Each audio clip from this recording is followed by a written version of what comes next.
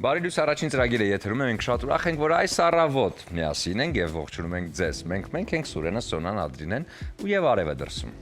Բարի լույս ելի հեռուստադիտողներ, այո, առաջին ծրագիրն է ATV ուղիղ եթերում, սիրով ողջունում ենք եւ առաջարկում ենք առաջիկա 1.5 ժամն անցկացնել մեզ հետ միասին եւ ստանալ առավոտյան ձեր դրականի չափաբաժինը։ Այո, առավոտյան դրականը միանշանակ մենք կապահովենք, իսկ օրվա ընթացքը որոշեք արդեն ինքներդ։ Ասեմ, որ այսօր հեռուստատեսության համաշխարհային օրն է, Սոնա, եւ 1998 թվականի մարտին ՄԱԿ-ի գլխավոր վեհաժողովը նոյեմբերի 21-ը հռչակեց որպես հեռուստատեսության համաշխարհային օր։ Կազմակերպությունը պետություններին հորդորում էր տոնել այդ օրն այնպիսի հեռուստատեսային ծրագրերով, որոնք նվիրված էին խաղաղությանը, անվտանգությանը, տնտեսական ու սոցիալական, ինչպես նաև մշակութային խնդիրներին։ Ոչ ոք չէր կարող պատկերացնել, որ դեռևս 100 տարի առաջ կատարված գյուտը, հեռուստացույցը եւ հեռուստատեսությունը առհասարակ կդառնան մեր կյանքի անբաժանելի բաղադրիչը։ Նույնիսկ եթե մենք հեռուստացույց չենք դիտում, միևնույն է այն միշտ միացված է եւ միշտ պատրաստ է մեզ մատուցել տարաբնույթ բազմաժանր բովանդակային հարուստ ծրագրեր, ինչն էլ արդեն իսկ սիրով ներկայացնում ենք ձեզ։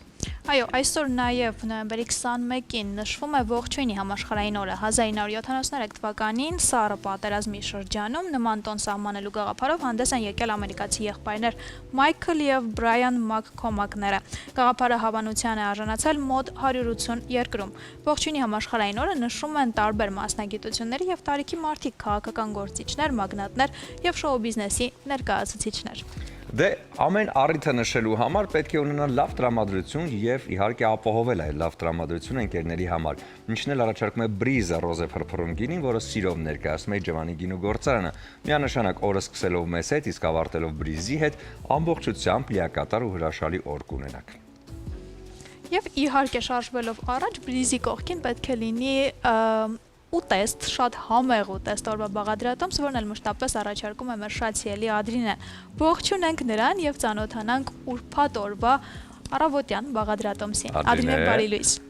Բարի լույս սիրելիներս, բարի առավոտ մեր թանկագին հեռուստադիտողի սիրելիներս, ողջունում եմ ձեզ, հորդորում եմ, որպեսզի նախաճաշեք, հետո պատրաստեք 1 գավաթ համեղ սուրճ եւ իհարկե ընթացքը անցկացնեք հենց մեզ հետ։ Սիրելիներս, այսօր առաջարկելու եմ թխուկ, շատ համեղ թխվածք եմ առաջարկելու, կարծում եմ այս եղանակին եւ այս սեզոնին շատ համահունչ, քանի որ արդեն նարինջը առատ է շուկայում, ապա կարելի է պատրաստել նարնջով թխվածք։ Այսօր դա եմ ձեզ առաջարկելու, ինչի համար մեզ անհրաժեշտ է 2 նարինջ, շաքարավազ, ալյուր, ունենք հավկիթ, մի փոքր բուսայուղ ենք ավելացնելու այստեղ, ունենք փխրեցուցիչ, մի փոքր վանիլին եւ այս ամբողջը կդառնա շատ համեղ թխվածք։ Ասեմ, որ բաղադրիչները շատ հասանելի են, շատ ինչ ոչ մատչելի են եւ շատ քիչ բաղադրիչներ են մեզ պետք այս համեղությունը վայելելու համար։ Էնպես որ սիրելիներս մնացեք մեզ հետ, որպեսզի ընթացքին ծանոթանաք եւ մեզ հետ միասին, եթե ցանկություն կա իհարկե, պատրաստեք այս համեղ թխվածքը։ Խոսքս փոխանցեմ գործընկերներիս, հետո կշարունակենք։ Միանշանակ ցանկությունը կլինի համտեսելու այդ համեղ թխվածքը Ադրինե եւ բնականաբար պատրաստելու քեզ հետ միասին, բայց չմոռանանք նաեւ առողջության մասին, որը շատ կարեւոր է։ Հետեւել առողջությանը նշանակում է լինել առողջ, մարզված եւ օրվա ընթացքում վայելել այն ամբողջ տրամադրությունը, որն առաջարկում է ձեզ բնությունը եւ իհարկե մենք էլ ունենք նաեւ մեր տարբերակը, որն է տարբերակ որտեղ մարզվել, սիրելի Սուրեն, մարզվել միանշանակ Ակվատեկ Համալիրում, քաղաքի ամենաէներգետիկ, ամենաբազմակողմանի եւ սիրելի հանգստի վայրերից մեկում։ Ակվատեկի ջրային գոտին ամենամեծ փակ ջրային գոտին է Հայաստանում ֆիթնեսի եւ սպայի սիրահարների համար, այստեղ գործում է բարձրակարգ ֆիթնես կենտրոն, ժամանակակից սարքավորումներով եւ պրոֆեսիոնալ մարզիչներով, խմբային 3 տասնյակ մարզումներով։ Ակվատեկ Համալիրում յուրաքանչյուրը կգտնի իրեն հետաքրքրող եւ օգտակար զբաղմունք։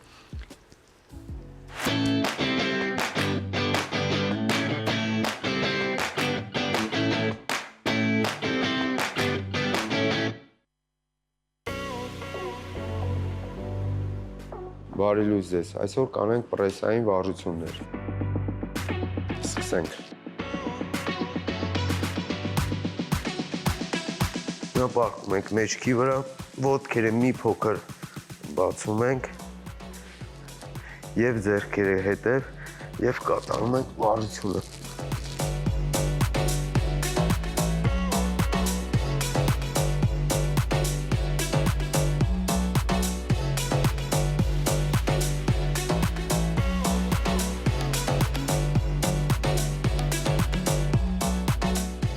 Հիմա ոտքերը ծալում ենք դեպի հետ, ձեռքերը դնում ենք գլխի հետևը եւ մի փոքր բարձանում ենք։ Ու շնչառությունը թողնում ենք։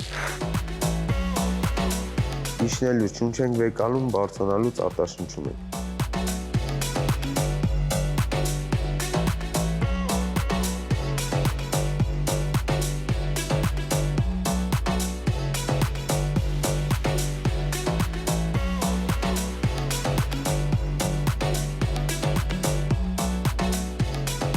Հիմա ոտքերը ուղում ենք, կպցնում ենք իրար ոտքերը ու սկսում ենք ոտքերով վարժություններ անել։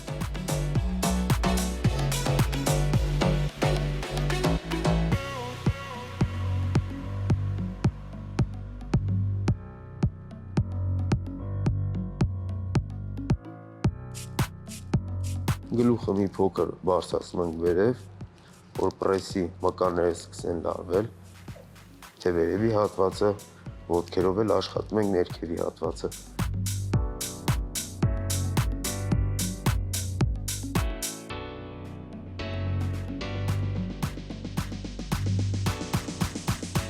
Վերջացրեցինք, ոտքերը ծալում ենք եւ ձեռքերով կպնում ենք կրունկների հատվածը։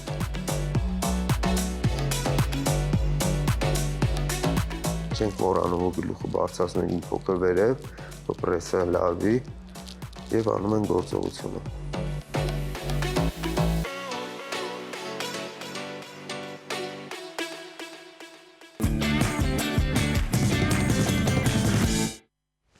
Այո, ակվատեկը դա ոչ միայն հանգիստ է, այլև էներգիա, առողջություն եւ նոր տպավորություններ մեկ վայրում։ Դե այս պահին էլ կլինի շատ կարճ դադար, հետո կվերադառնանք ու կշարունակենք մեր ծրագիրը։ Բարի առավոտ սիրելի հեռուստադիտողներ ջան, հուսով եմ մեզ հետ եք։ Մենք այսօր պատրաստում ենք շատ համեղ թխվածք, ինչի համար մեզ անհրաժեշտ է նարինջ, հիմքը նարինջն է, ինչպես նշեցի, այսօր նարնջով թխուկ ենք պատրաստում թխվածք։ Նարինջ ունենք, 2 նարինջ, օգտագործելու ենք 1.5 նարինջը, ունենք ալյուր, շաքարավազ, հավկիթ, բուսայուղ, վանիլի եւ ունենք իհարկե փխրեցուցիչ, ամենակարևոր թխուկի համար կարևոր բաղադրիչներից մեկը։ Այո։ Եվ ինչ ենք անելու։ Ինչ սուրճ ենք պատրաստելու։ Ես ուզում եմ, այո, սուրճը ավելացնել ջրի մեջ։ Մենք արի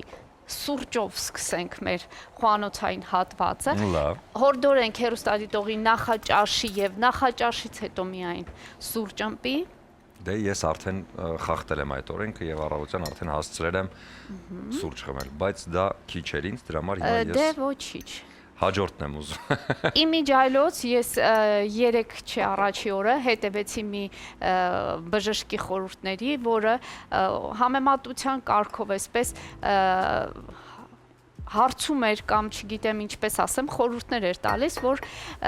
այնքան էլ ճշմարտությանը համապատասխան չէ, երբ ասում են շատ սուրճ խմելը վնասակար է։ Օրինակ, չգիտեմ, շատ թեյ խմելը վնասակար է։ Պետք է ուղղակի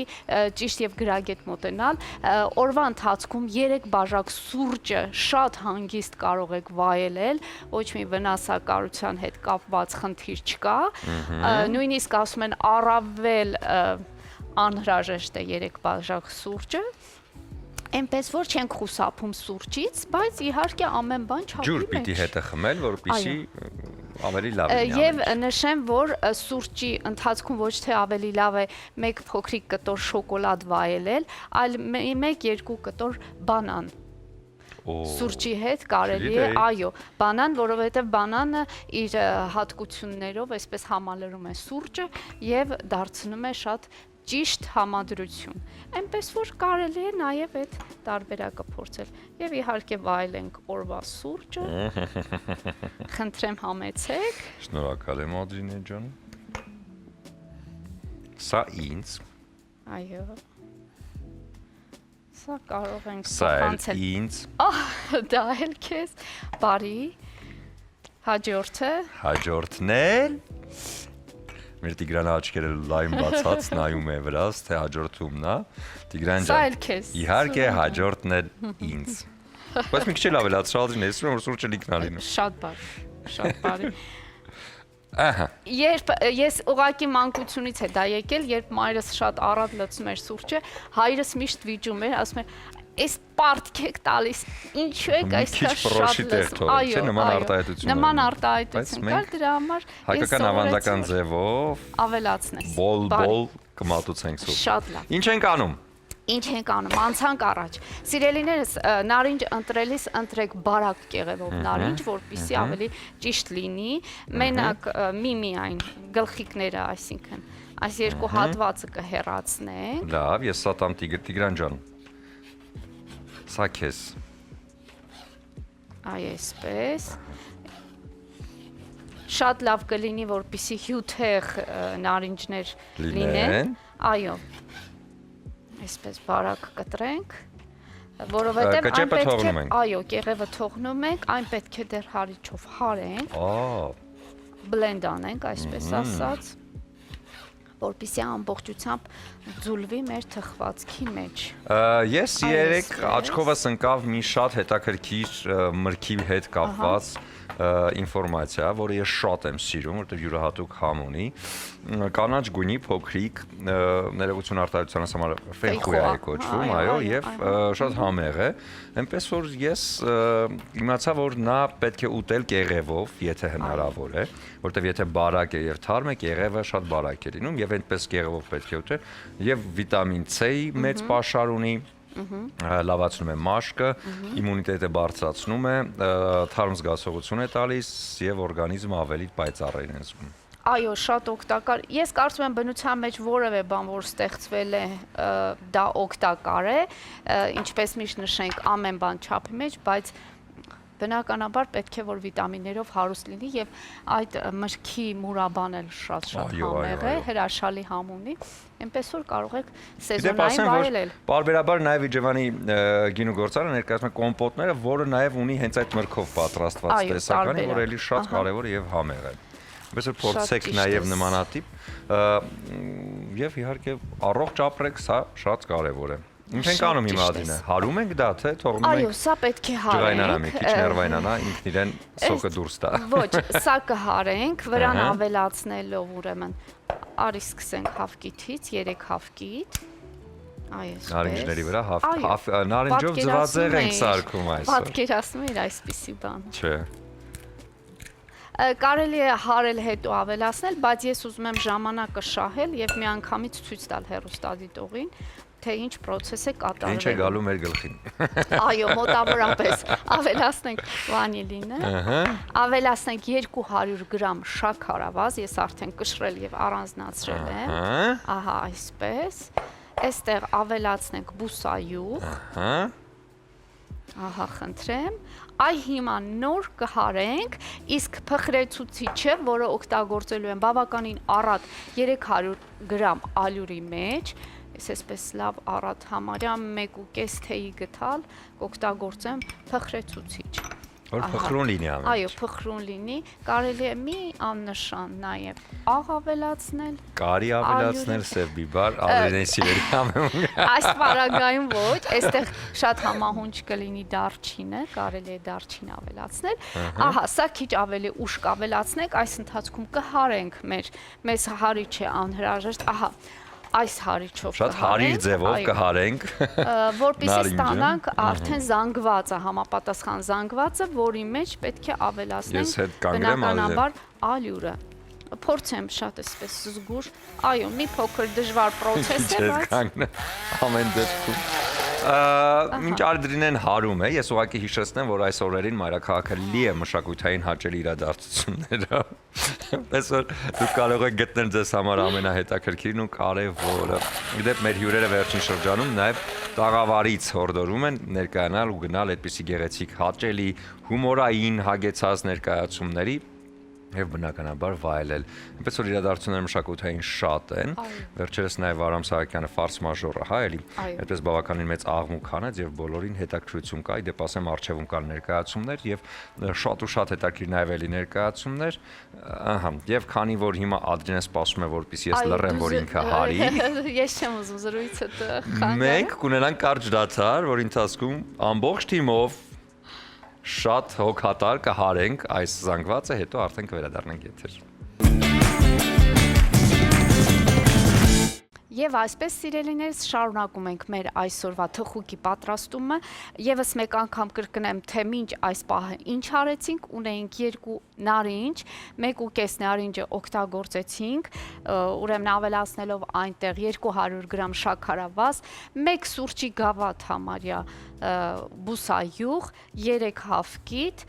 փխրեցուցիչը ալյուրի մեջ է, մի փոքր վանիլին եւ իհարկե հարիչի օգնությամբ հարեցինք։ Հիմա պետք է ավելացնենք ալյուրը, ինձ բահիկ է պետք, այսպես, կամաց ավելացնենք եւ խառնենք։ Ընդհանրապես փորձենք խմորը, ալյուրը երբ ավելացնում ենք, խառնենք ներքևից վերև, այսպիսի ուրեմն շարժումներով, որպիսի խմորը ստացվի ավելի թեթև։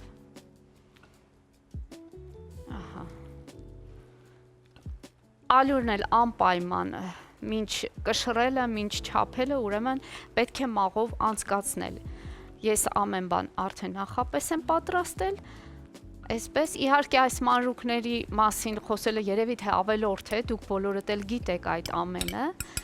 պարզապես այսպես հիշեցում։ Նորից փորձենք ներքևից վերև խառնել։ Կարելի է նաև հարիչի օգնությամբ խառնել, բայց սովորաբար ասում են ավելի լավ է բահի կամ գդալի ուրեմն օգնությամբ, որպեսզի ավելի թեթև եւ ավելի այսպես փխրուն խմոր ստացվի։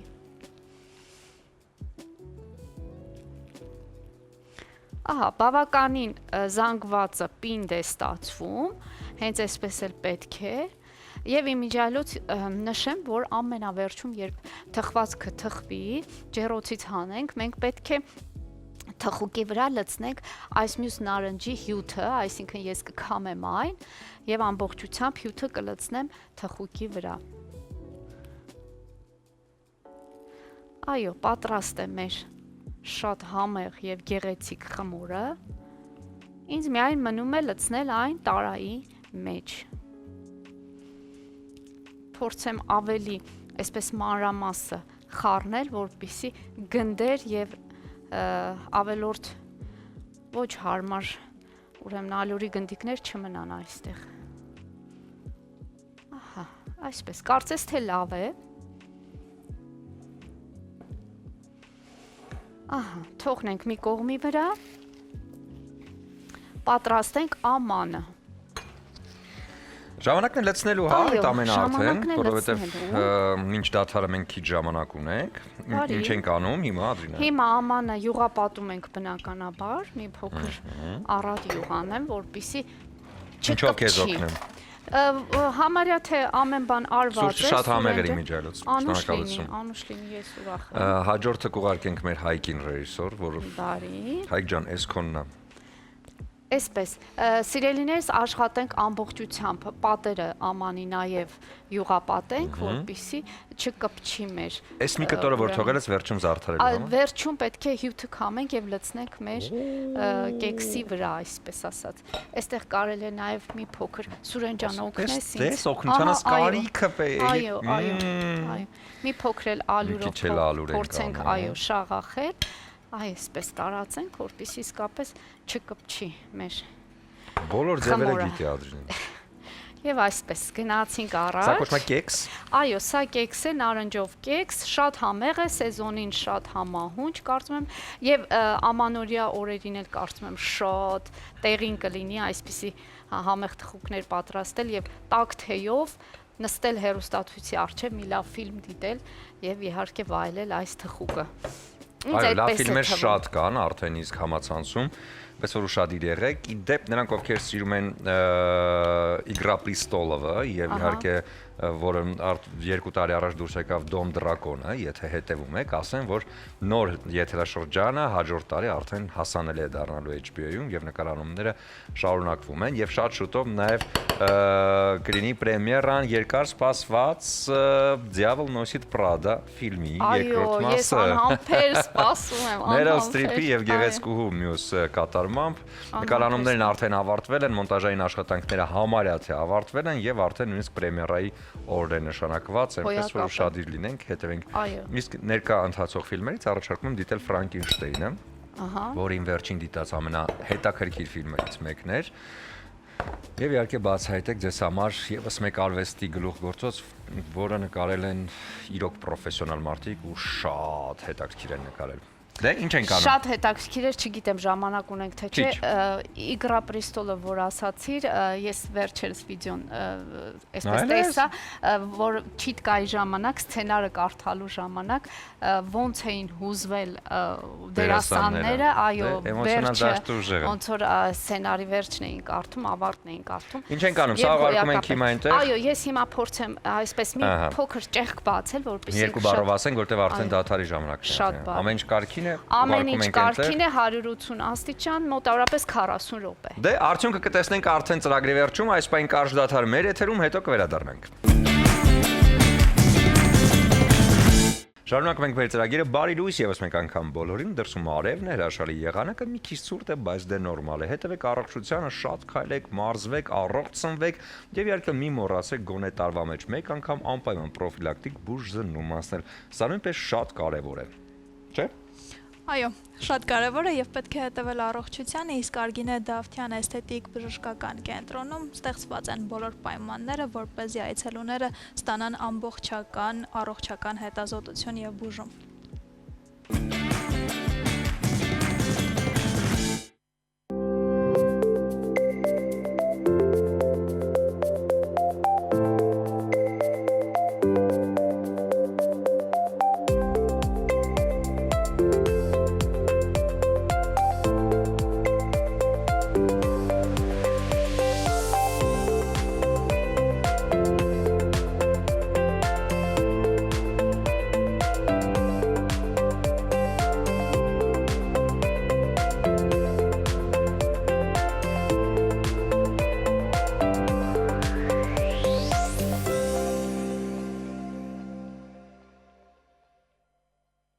Պապիլոմաները առաջանում են տարբեր տարիքային մարդկանց մոտ, կարող են լինել եւ մեծահասակների, եւ միջին տարիքի մարդկանց մոտ, կարող են լինել նաեւ փոքր հասակում երեխաների մոտ։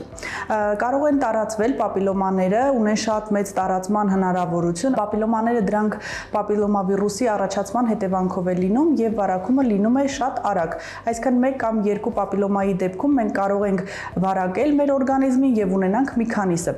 Պապիլոմաները հիմնականում առաջանում են պարանոցի հատվածում, շատ տեղակայումը լինում է այդ հատվածում, որը մեր կրած շղթաներից կամ տարբեր տեսակի մեր օգտագործած այդ պարագաներից կարող են շատանալ, այսինքն ինքնավարակում գնալ, վզի վրա պտտվելով առաջացնել շատերին եւ մենք ունենանք մեծ պապիլոմաներ, որոնք կարող են կախված լինել ոտիկի վրա կամ կպած լինել մաշկին։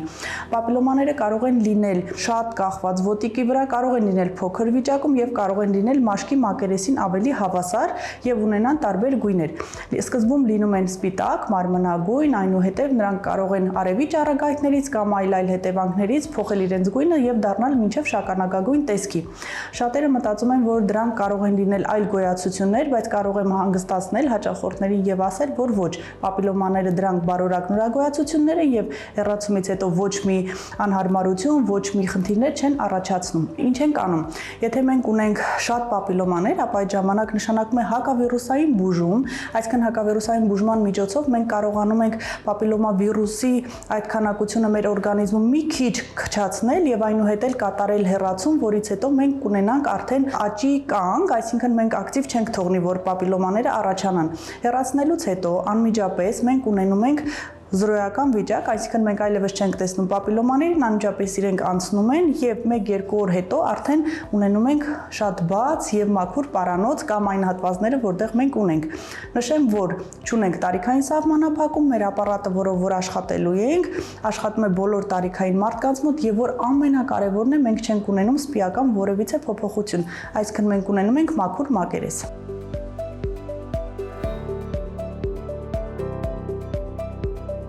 Հիմա ես աշխատելու եմ այս պապիլոմաների հետ, տեսնելու ենք, որ պապիլոմաները 1 կամ 2 վայրկյանում ամբողջովին անցնում են։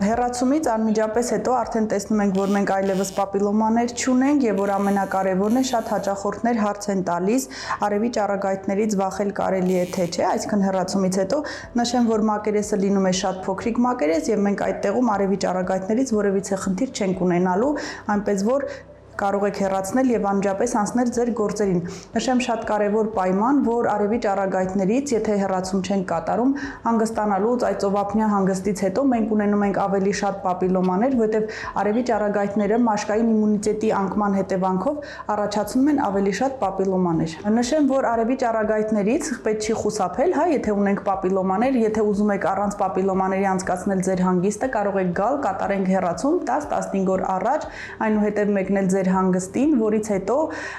գալ եւ անցնել ձեր սովորական կյանքին։ Սակայն երբ որ մենք չենք կատարում հեռացում, ապա այդ ժամանակ տեսնում ենք, որ արևի ճառագայթները տեղային իմունիտետի անկում են առաջացնում մաշկի վրա եւ ունենում ենք ավելի շատ պապիլոմաներ, քան ունեցել ենք մինչ այդ։ Կելոիդ սպիերը դրանք շարակցական հյուսվածքի գերաճերն են մեր մաշկի մակերեսի վրա։ Եվ որ մենք ունենում ենք որևիցե միջամտություն, դրանք կլինեն վիրահատական միջամտությունները, կանանց մոտ տարած կեսարյան հատումից հետո մնացած այդ վիրահատական սպիերը կամ ինչ-ինչ պատճառներով քերծվածքներ կամ կտրվածքներ, տարբեր առարկայական այդ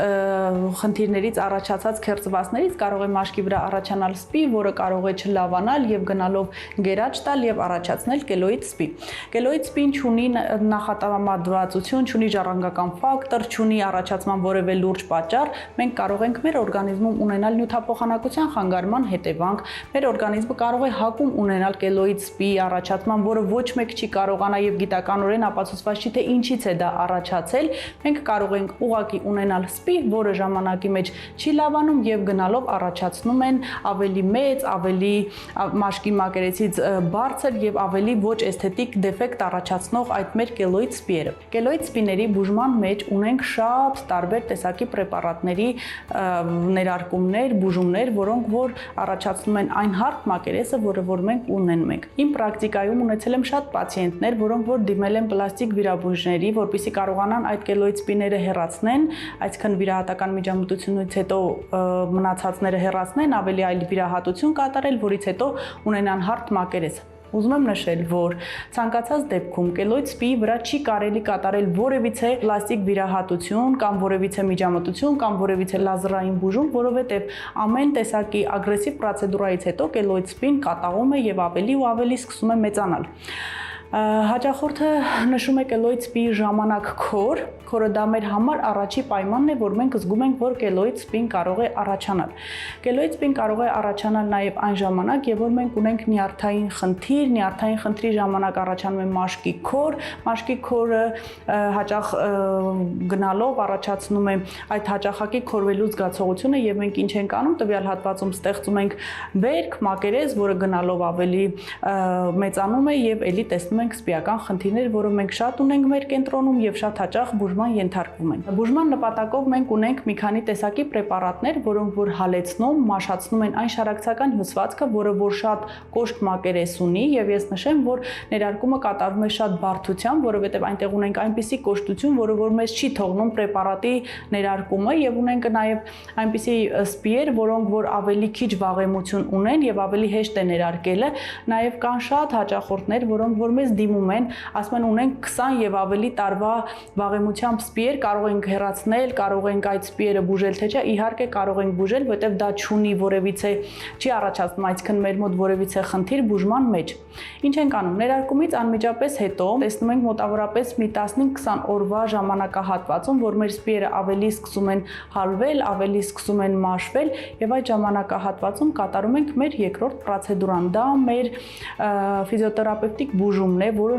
շատ կարևոր է բուժման մեջ, այսինքն մոտավորապես 5-ից 10 օր հաճախորդը ամեն օր դիմում է մեզ, եթե մենք ունենում ենք խնդիրի ավելի լայն ծավալներ։ Մոտավորապես այդքանի օրվա մեջ կատարվում է էլի պրոցեդուրա, որը որ ավելի է հալացնում, ավելի է կարգավորում մեր կելոիդ սպին եւ մենք մոտավորապես 1 կամ 2 ամսվա մեջ ունենում ենք ավելի հարթ մակերես։ Միջամտությունից անմիջապես հետո եւ որ մենք տեսնում ենք արդեն կատարել ենք բուժում եւ այլևս մնացել է աննշան բիծ, ապա առավել այդ ժամանակ մենք կատարում ենք մեր էսթետիկ բուժումները։ Նշեմ, որ պրոցեդուրան անցավ է, որովհետև կելոիդ սպին ընդհանրապես իրենից ցավ չի առաջացնում եւ հաճախորդը չի զգում այդ մեր ներարկման process-ը, այդտեղ անգամ ցավազրկման process չի կատարում, որովհետև պրոցեդուրան բացարձակ անցավ է եւ տևում է 1-ից 2 րոպե։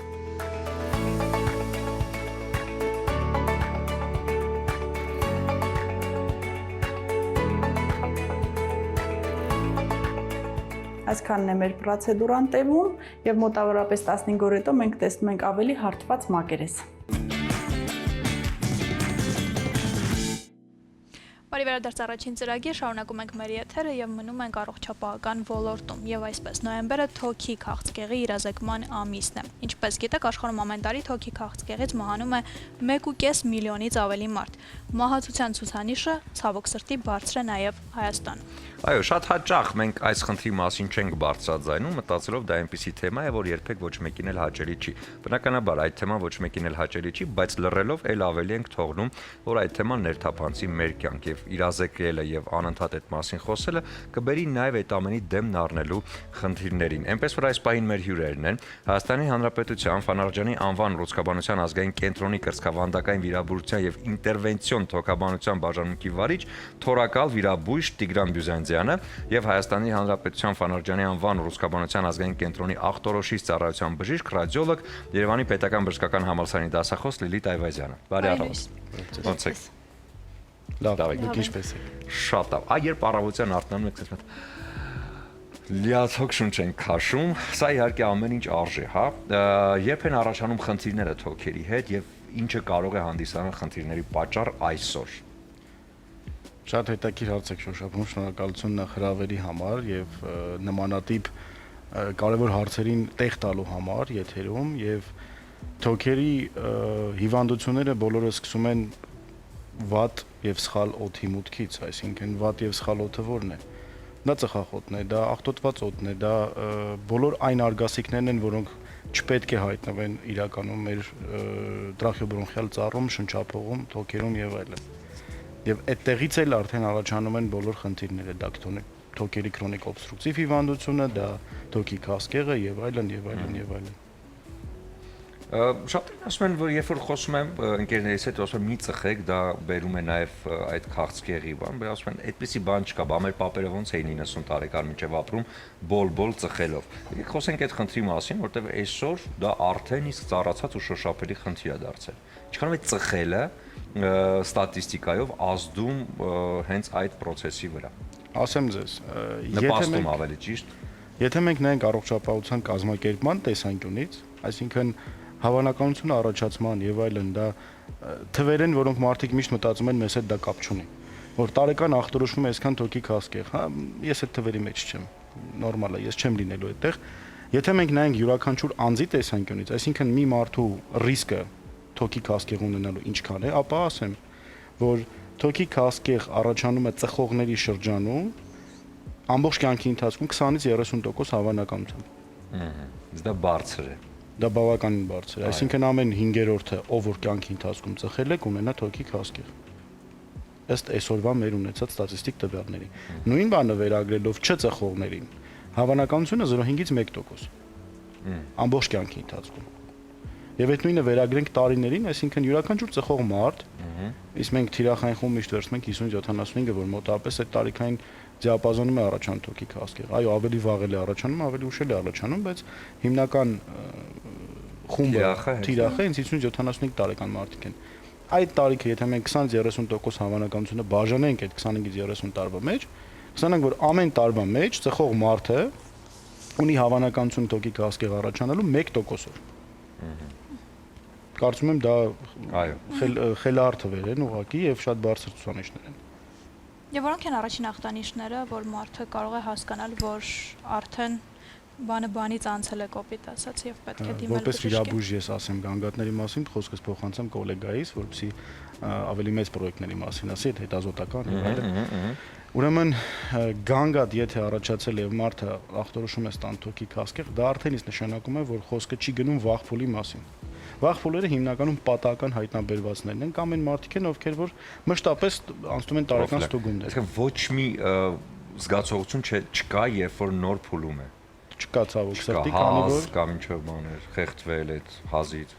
բացարձակ չի լինում, քանի որ թոքը ինքնին նյարդավորված չէ։ Ահա։ Այսինքն, եթե մենք խոսում ենք հազի, եթե մենք խոսում ենք արնախխման, եթե մենք խոսում ենք ցավի մասին, դա արդեն իսկ նշանակում է, որ process-ը միայն թոքում չէ։ Այսինքն, բրոնխիալ ծառի մեջ խնդիր կա։ Մենք արդեն խոսում ենք նրա մասին, որ ախտարվել է պլևրան կամ տարածվել է process-ը եւ ըստ այդմ առաջացել են գանգատներ։ Ինչ անել, որ չգալ հասնել դրան։ Եվ Այդ հարցը տանջում է աշխարհով մեկ բոլորին, ովքեր որ զբաղվում են թոքի քասկեղով, ովքեր որ զբաղվում են առողջապահության կազմակերպմամբ, եւ այդ հարցի պատասխանը փորձել են տալ ԱՄՆ-ում եւ Դանիայում։ Երկուսն է փորձել են ստեղծել սկրինինգային ծրագիր։ Սկրինինգը ինչ է նշանակում։ Այսինքն հետազոտություն, որ արվում է առողջ, պրակտիկ առողջ մարդկանց, իդենտիֆիկացնելու եւ դուրս բերելու այն մարդկանց, ովքեր որ հիվանդությունը կամ նոր է սկսում կամ առաջին, երկրորդ փուլում է։ Արդյունքում ինչ ունեցանք, Ամերիկայի Միացյալ Նահանգները հետազոտեցին 55000 մարդու մոտավորապես։ Եվ այն մարդկանց, ում որ հայտնաբերել էին թոքի քասկեղ, համատել էին այն մարդկանց հետ, ովքեր որ պատահական էին հայտնաբերվել կամ գանգատներով, եւ ունեցել էին մահացության մոտավորապես 30%-ի չափով նվազում։ 5-ամյա մահացության մասին է խոսքը։ Դա եւս լուրջ ցուցանիշներ են։ Սակայն եւ մեթոդը բավականին գնահատվել էր թանկարժեք, դրա համար ինքը չստացավ համապարփակ բնույթ։ Բայց ինչ անի հասարակ մարդը, որը որ ունի կասկածներ եւ վախենում է, որ ինքը կարող է ունենալ թոքի քասկեղ, եւ ինչ պետք է անել այս դեպքում։ Ինչպես ասեց գոլեգաս, մեծ դեր ունի հենց ռիսկային խմբում գտնվող մարդիկ։ Սկրինինգային ծրագիրը շատ մեծ դեր է խաղում։ Պարտադիր չէ, որ մարդ որևէ գանգատ ունենա։ Այսինքն, մենք ասացինք, որ վաղ փուլերում որևէ գանգատ չի լինում։ Մենք հորդորում ենք, խորհուրդ ենք տալիս բոլոր տեսակ մեդիա հարթակներում փորձում ենք մեր բնակչությանը իրազեկենք, որ հետևողական լինեն, այսինքն գոնե տարին մեկ անգամ անցնել սկրինինգային այդ ծրագրով, այսինքն հետազոտություն անցնել, իսկ ամենից լավ, ասենց կասեի, հետազոտությունը համարվում է ցածր դոզավորմամբ ՀՇ հետազոտությունը, այսինքն ԿՏ, ինչպես մարդիկ գիտեն, երբեմն համեմատական տանում են ԿՏ-ի եւ ռենտգենի ցուցանիշները, ասում են կարող ենք միգուցե հենց ռենտգենով բավարարվել։ Ես ուզում եմ նորից կրկնել, եթե մարդիկ գտնվում են վերենշված այդ ռիսկային խմբում, ավելի ճիշտ կլինի, որպեսզի անցնեն այդ ցածր դոզավորման ՀՇ հետազոտությունը, որովհետև օրինակ փոքր ուռուցքային հանգույցները 3-ից 5 մմ չափերով ռենտգենով մենք կարող ենք բաց թողնել, իսկ որը որ շատ ավելի պարզ, հստակ վիզուալիզացվում է ՀՇ հետազոտությամբ։ Այդ իսկ պատճառով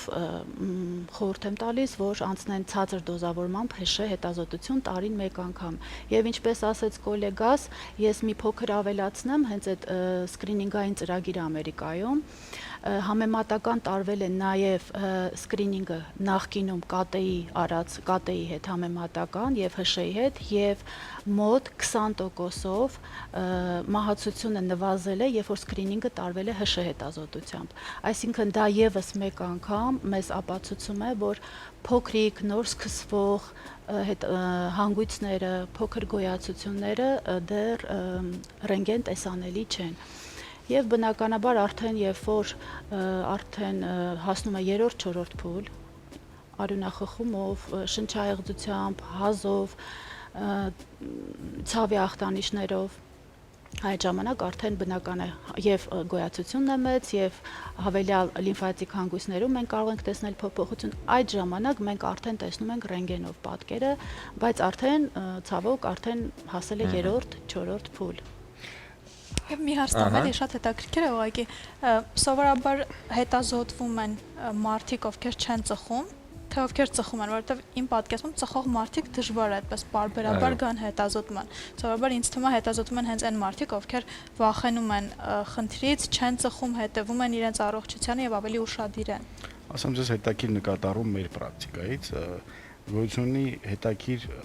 համախտանիշ, ասեմ թե նիգիլիստ կոչվածը։ Այսինքն որ ուզում է հերքել ամեն ինչ, ցավոք սրտի մեր ազգի մենտալիտետի մեջ նիգիլիզմը շատ է։ Մասնավորապես մարդը միշտ մտածում է, որ դա ինձ չի վերաբերվում, ես դրա հետ կապ չունեմ, ինչ ավտորիտետներ, ինչ բժիշկներ, չգիտեմ ինչ, ես գիտեմ սա նորմալ է, ես գանգատ չունեմ, ուրեմն ես հիվանդություն չունեմ։ Ինչքան էլ մենք ուզենանք ասել, պետք է ինքնագիտակցումը գա այն բանի, որ ախր այդ օրգանը այնպեսին է, որ գանգատ որ չունես, դա շատ լավ է, որ դու գանգատ չունես։ Շատ մարդիկ ցավոք սրտի կողմնորոշվում են սեփական գանգատի ուղղությամբ եւ մտածում են, որ թե գանգատ չկա, ուրեմն հիվանդություն չկա։ Ամեն ինչ նորմալ է ուրեմն։ Եվ հակառակը ասեմ, ուրեմն եթե գանգատ կա, всё, ուրեմն հիվանդություն եւ հենց այդ մասին է ուզում խոսենք, որովհետեւ հայկական մենտալիտետով դանակը հասնում է ոսկորին նոր ենք դիմում բժշկի կամ էլ այսպիսի արտահայտություն կա, որ գնան բժշկի հաստատ մի բան կգտնեն։ Եվ վախենում են գրանք հատկապես նման պրոֆիլակտիկ հետազոտությունների վախով, որ եթե գնացի մի բան հաստատ կասեն չի ու ես կսկսվի այդ process-ը։ Այ ոնց հաղթարել այս վախը եւ գնալ հետազոտման, հատկապես հենց այս խնդրի համար գնալ հետազոտման։ Եվ եւս ավելացնեմ, եթե քաղցկեղ, ապա դա դատավճիռ է, թե հնարավոր է որ դա դատավճիռ չէ եւ հնարավոր է մի անգամից դեմն առնել։ Քաղցկեղը դա երբևիցե դատավճիռ չէ։ Դա մեկ։ Դրա մասին հաջորդիվ մանրամասն կպատմեմ։ 3 արգումենտ ինչի է պետք անցնել ախտորոշիչ հետազոտություններ պրոֆիլակտիկ։ Դա չի վերաբերվում միայն թոքի քաղցկեղին, առհասարակ։ Կանխարգելիչ նույն ինքը պրևենտիվ բժշկությունը առաջին հերթին ավելի էժան է, երկրորդ հերթին ավելի արդյունավետ է եւ երրորդ հերթին տալիս է ավելի լավ արդյունքներ։ Առաջին կետը, ինչի ինքը ավելի էժան։ Մենք ծախսում ենք X պայմանական գումար տարեկան հետազոտությունները եւ իրականում կարևոր չի, այդ գումարը ծախսում է պետությունը, ապահովագրական ընկերությունը, թե հենց հիվանդը։ Ապահովություններ կան, որ փակում են, չէ՞ գումարը։ Հետազոտությունների համար կան, որ ծածկում են։ Էական չի ով է տալիս գումարը։ Գումարը ծախսվում է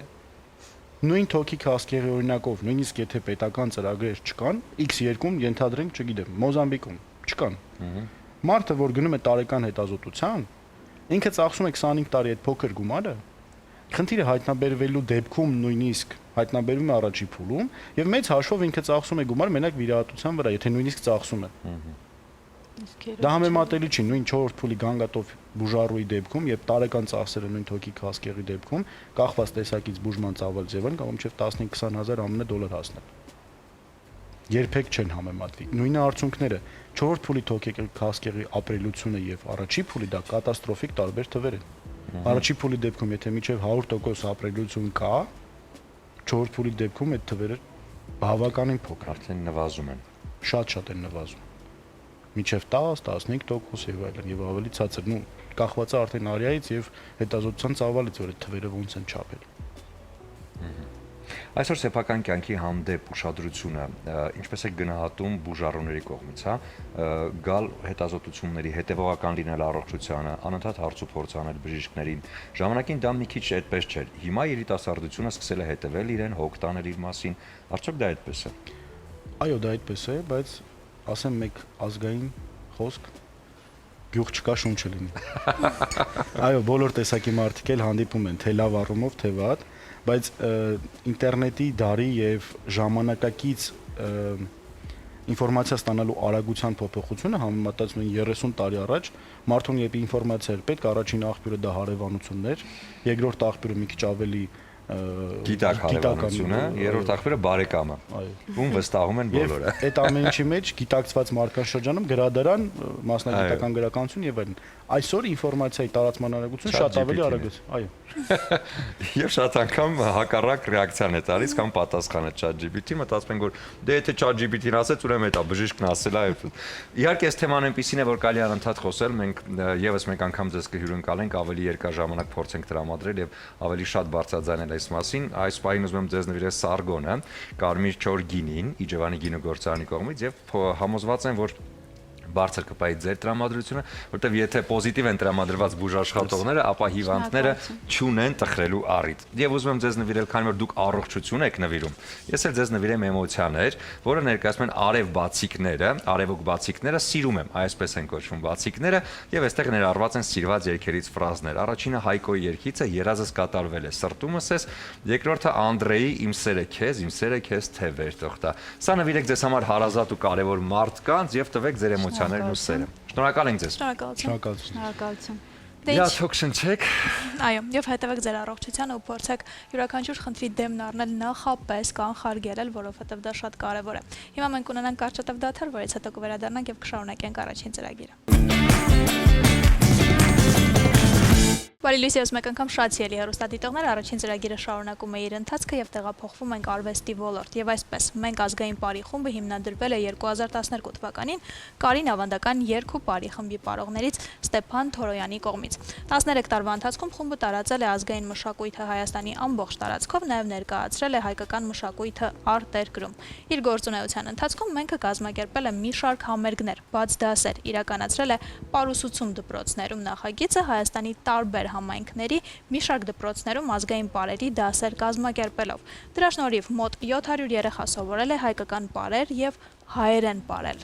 Եվ այս առիթով մեր տաղավարում են Ստեփան Թորոյանը, մենք կրթամշակութային հասարակական կազմակերպության նախագահ, եւ Սոֆի Մելիքսեցյանը, մենք կրթամշակութային հասարակական կազմակերպության ծրագրերի համակարգող։ Բարի առավոտ։ Բարի լույս։ Բարի ձեզ։ Ոնց եք։ Շնորհակալություն, դուք ոնց եք։ Մենք շատ լավ ենք։ Մենք լավ է, չէ՞, ու մենք։ Մենքի գործունեությունը արդեն բավականին պատմություն ունի եւ ոնց հասկանում եմ, գալիս հասնում ենք արդեն նոր իրադարձությունների։ Այո, առաջիկայում ունենք 3 միջոցառում կարելի ասել, որի մասին տեղյակ ենք ուզում պահել հանրությանը։ Նախ այսօր ունենք բարեխոսություն թեմայով խորագրով մի միջոցառում, որի ընթացքում ունենում ենք դասախոսություն եւ ունենում ենք բարի շարժումների ուսուցում։ Ստացվում է համ պարում ենք, համ խոսում ենք եւ սենց ունենք բարախոսություն։ Սա այսօր է ժամը 7-ին Կոմիտասի Սուրբ Խաչեկեղեցու տարածքում համեցեք։ Երկրորդը, ինչպես տեսանյութում երևում է, Ճապոնիայում ունենք այցելություն առաջիկա այո եւ սա համագործակցություն է մեր կազմակերպության եւ Ճապոնիայի ժողովրդական պարերի ազգային ֆեդերացիայի միջև իրենք անցյալ տարի ուղարկել են 4 մասնագետ ներողություն 2 պարուսույց եւ 2 երաժիշտ ովքեր մեզ մոտ 2 շաբաթ ասենց ասած վերապատրաստվել են եւ մենք փորձել ենք ներկայացնել մեր հայկական պարերի ամբողջ ուժը եւ ներքին բովանդակությունը ծանոթացրել ենք հայկական խոհանոցին, հայկական ընտանիքին, հայկական միջավայրին, գույներին, երաժշտությանը, որովհետեւ ամբողջական պատկերացում ունենան, որովհետեւ միայն բարի շարժումներով հնարավոր չի ներկայացնել դա։ Ճապոնիան եւս շատ հետաքրքիր եւ հարուստ մշակույթ ունի, ինձ հետաքրքիր է այնտեղ ինչ ծրագիր եք նախապատրաստել եւ շատ ուշագրավ է ձեր կենսագրության մեջ հայերեն պարել բառակապակցությունը, որովհետեւ այսպես առանձնահատուկ ուշադրություն է գրավում։ Ինչպես հայերեն պարել։ Տեսեք, մենք հայերեն պարել ի նկատի ունենք բովանդակությունը։ Ցավոք սրտի այսօր պար ասելով մենք պատկերացնում ենք միայն ուրախանալու զվարճանքի ինչ-որ մի գործողություն, բայց ազգային պարերը իրենք միայն ուրախանալու համար չեն, մենք ունենք ռազմական պարեր, մենք ունենք Յարխուշտան, պատերազմ գնալուց առաջ են պատերազմ գնալուց առաջ են պարում, բուն մարտական գործողությունից առաջ են պարում,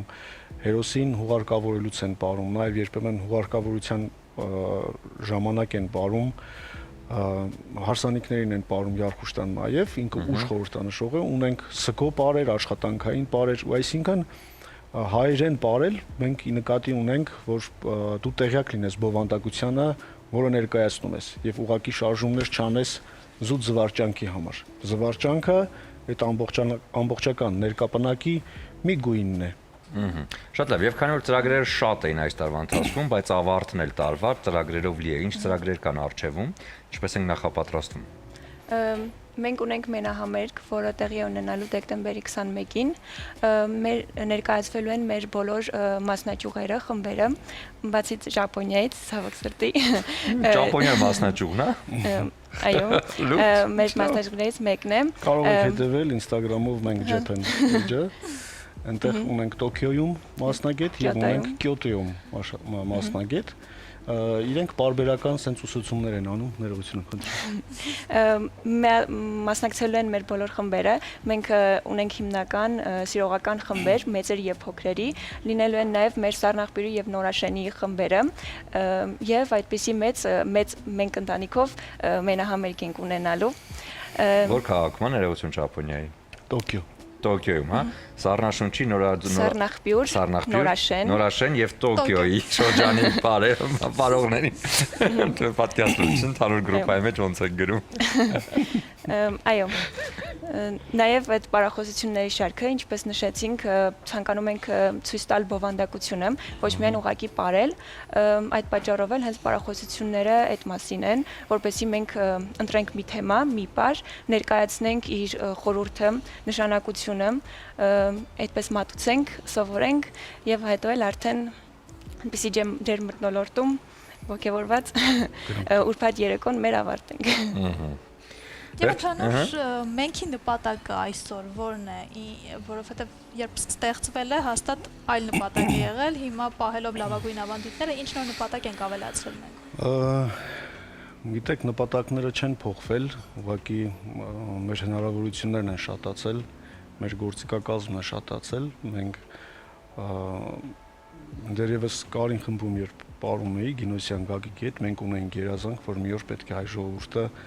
իր ավանդական պարերի տերը լինի, մենք մեր խնջույքների ուրախության ժամանակ, մենք մեր կենցաղում պետք է կարողանանք հետ բերել մեր կորցված մշակույթը, մեր տոները, պարերը, երգերը, որովհետև հավատում ենք, որ մեր մշակույթը ինքը որոշակի ազդեցություն է թողնում մարդու հոգեկերտվածքի վրա եւ երբ որ ասում ենք հայ, իր ճակերտավոր եմ ասում 100%-անոց բաղադրության մեջ մտնում է նաև ազգային մշակույթը։ Այսինքն, երբ որ դու վերլուծում ես, բաժանում ես տարերի, մշակույթը ինքը եւս քո բաղադրության մի մասն է։ Եվ այդ բաղադրությունը մեզանից դուրս է հիմա։ Մենք ուզում ենք, որ այդ բաղադրությունը նորից տեր կանգնենք, ինքը լինի մերը։ Եվ Ճապոնիայի պարագայում ինքը հետաքրքիր է, որ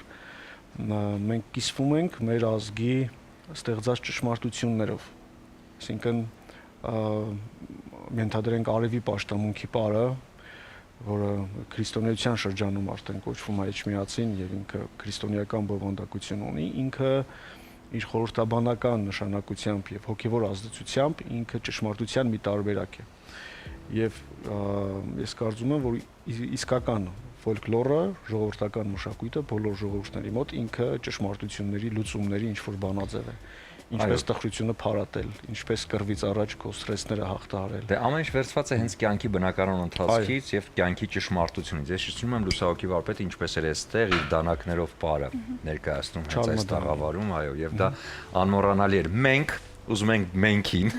մաղթել հաջողություններ, ոչ միայն Ճապոնիայում, նաև ավելի սփռելով, որտեղ մեր մշակույթը արժանի է ուծի ամբողջ աշխարհը տեսնի, այնպես որ ձեզ մաղթում ենք հաջողություն։ Հիշեցնենք եւս մեկ անգամ, որ դեկտեմբերի 21-ին շատ մեծ ու շատ գեղեցիկ շքեղ համերգ է նախատեսված եւ Ճապոնիա ձեզ մաղթում ենք նորից հաջողություններ ու արդեն վերադարձին նորից անամբեր սպասում մեզ մոտ։ Շնորհակալություն։ Ձեզ ուզում եմ նվիրել Սարգոնը, Կարմիր չոր գինի, որը Իջևանի գինու գործարանի կողմից է։ Խորտ կտամ հետները տարեք Ճապոնիա, որ ոչ միայն պարերով զարմանան, նաև իհարկե մեր գինին վայելելով զարմանան, եւ քանի որ ամանոր է արժևում, ուզում եմ ձեզ նվիրել արևոք բացիկների շնորհավորանքները, շնորհավոր նոր տարի խորագրով բացիկները, որտեղ էլի երգերից հատվածներ են, այնպես որ ինչ տոնածառ առանց պապ ձմեռ պապ ու նոր տարի ջունաուշիկին բարի, այս գիշեր մեր տունարի տոնածառը զարդարի։ Սա ձեզ նվիրեք ձեզ հարազատ ու սիրելի մարդկանց ամանորի շնորհավորանքների ու նվերների հետ միասին։ Շնորհակալ ենք ձեզ։ Շնորհակալություն հրավերի համար։ Հիմա կլինի կարծատև դադար մեր եթերում, որից հետո կվերադառնանք եւ կամփոփենք այսօրվա առավոտը։ Այո։